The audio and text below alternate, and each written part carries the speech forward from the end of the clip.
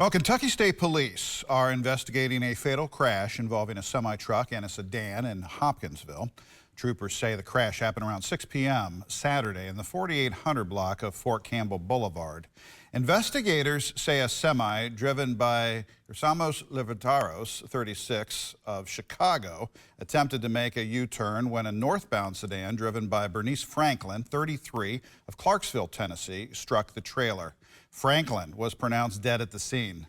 Livieratos was arrested and charged with vehicular homicide while under the influence, along with several other offenses, including reckless driving and DUI, taken to the Christian County Jail. The crash remains under investigation. All right. So here's the Trucking with MBR breakdown of this story, because y'all know that's what I do. I break down these stories so truckers like yourself can understand what's going on in our industry. So once again, it was Saturday evening in Madisonville, Kentucky. The date, March 7th, 2026. For most, it was the start of a quiet weekend. But on a stretch of the 4800 block of Fort Campbell Boulevard, the atmosphere was anything but calm. A thick, heavy fog had settled over the roadway, the kind of soup that turns high beam headlights into blinding white walls and makes every intersection a gamble. In the middle of this gray veil, a massive tractor trailer was heading south. At the wheel was 36-year-old Gerasimos Livieratos. At approximately 6 p.m., Livieratos made a decision that would not only end a life, but would send shockwaves through the entire commercial trucking industry. He decided to attempt a U-turn. That single maneuver, swinging an 80,000-pound rig across active lanes of traffic and near zero visibility, set the stage for a horrific collision. 33-year-old Bernice Franklin was traveling north in her sedan. She had no way of knowing that a steel wall was currently unfolding across her path. She struck the trailer and she was pronounced dead at the scene. But as the Kentucky State Police began to peel back the layers of this accident, they found something far more sinister than a simple bad driving decision. They found the driver who was, according to official charges, operating under a cocktail of impairment and negligence. Now, on this video, I'm breaking down the anatomy of this crash, the legal fallout, and why this specific incident is a haunting wake-up call for every driver on the road. To understand why this was so deadly, we have to look at the physics. A standard 53-foot trailer combined with a sleeper cab creates a massive footprint. Now, to execute a U-turn on a standard 4-lane boulevard, a driver has to button hook, and that's swinging wide to the right before cutting hard to the left. In that moment, the truck is perpendicular to the flow of traffic. Its lights, the headlights and the tail lights, are no longer pointing at oncoming drivers. Instead, all a northbound driver sees is the dark, flat side of a trailer. While federal law requires reflective conspicuity tape along the sides, heavy fog scatters light.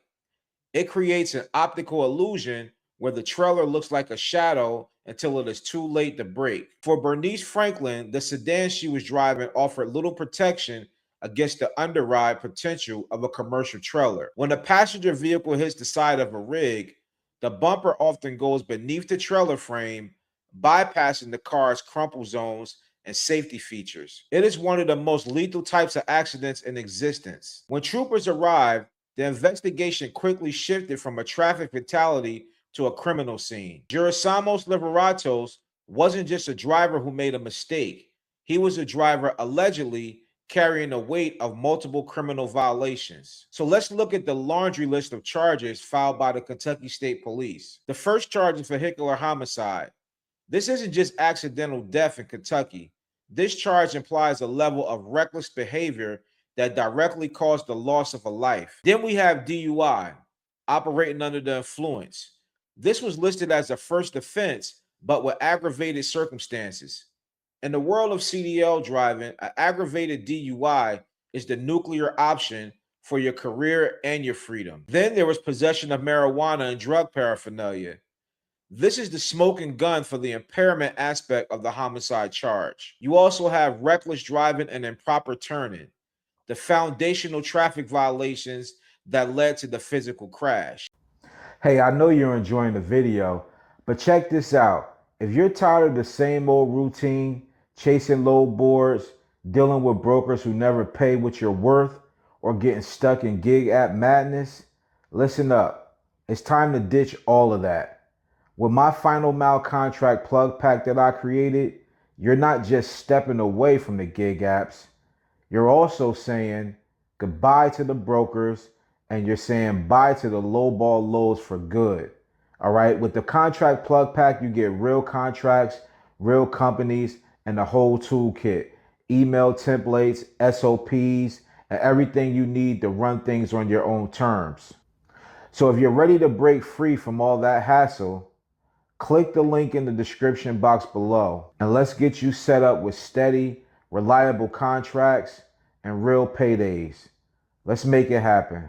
Livieratos was lodged in a Christian County jail, but the question the industry is asking is, how did we get here? The presence of marijuana and paraphernalia in a commercial cab is a direct violation of the Department of Transportation regulations. Since the 2020 launch of the FMCSA Drug and Alcohol Clearinghouse, the industry has seen a massive purge of drivers, tens of thousands of drivers who have been placed in prohibited status for positive tests. However, the gray market of impairment persists. Some drivers believe that because marijuana is legal in various states, the rules have softened, but they haven't. For a CDL holder, there is zero tolerance. The aggravated tag on Livieratos' DUI suggests that his level of impairment was significantly over the legal threshold, or that his behavior at the scene showed a complete lack of control. When you mix drugs with a 40-ton vehicle and a suicide U-turn in heavy fog, the math always ends in a funeral. We cannot discuss the case without centering on Bernice Franklin. At 33 years old, she was in the prime of her life. She was a member of the Madisonville community, a person with a family, a job, and a future that was extinguished in a split second because of a stranger's choice. The 4800 block of Fort Campbell Boulevard will now be a place of mourning. Roadside memorials are already appearing. This isn't just a trucking story. This is a story about the fragility of life and the massive responsibility that we take on every time we turn a key in ignition. The community is angry and they have every right to be. When a professional driver, someone trained, licensed, and paid to be the safest person on the asphalt, shows up high and execute a prohibited maneuver in the fog, it feels like a betrayal of the public trust. So what happens now for Livieratos? He is currently facing a Class B felony for the vehicular homicide. In Kentucky, that can carry a sentence of 10 to 20 years. Because of the aggravated DUI component, he is unlikely to see a light sentence or an easy plea deal. The prosecution will likely argue that Livieratos showed extreme indifference to the value of human life. They will point to the weather conditions. They would say that even a sober driver would know better than to pull a U-turn in that fog. To do it while allegedly carrying drugs and paraphernalia, that is what turns a tragic accident into a criminal act. The trucking company he worked for will also be under the microscope because federal investigators will be looking at pre-employment screening. Did they check the clearinghouse? And random testing. Was he due for a test? Logbooks. Was he driving over the hours leading to fatigue that might have encouraged him to shortcut his route with a U-turn? If you are a driver watching this, let this be a sobering reminder. First, the U-turn. There is almost no situation on a public highway where a U-turn is the right choice for a 70-foot vehicle.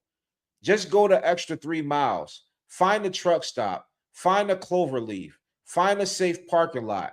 The 3 minutes you save by flipping a U-turn is never worth the risk of a life sentence. Second, the fog. When visibility drops, your speed must drop. If you can't see the lanes, you shouldn't be in them. The professional choice is to find a safe haven and wait for the sun. And then third, sobriety. The industry is hard, it's lonely, it's stressful, but the moment you bring a substance into that cab, you aren't a driver anymore. You're a ticking time bomb. This one crash in Madisonville will have a massive ripple effect. It will lead to higher insurance premiums for every owner-operator in the state. It will lead to more predatory lawsuits against trucking companies, and it will lead to more DOT blitz and roadside inspections. But most importantly, it leaves a hole in the family in Kentucky that can never be filled. We often talk about trucker pathos, the romance of the open road, but cases like Gerasimos Livieratos represent the dark side of that moon.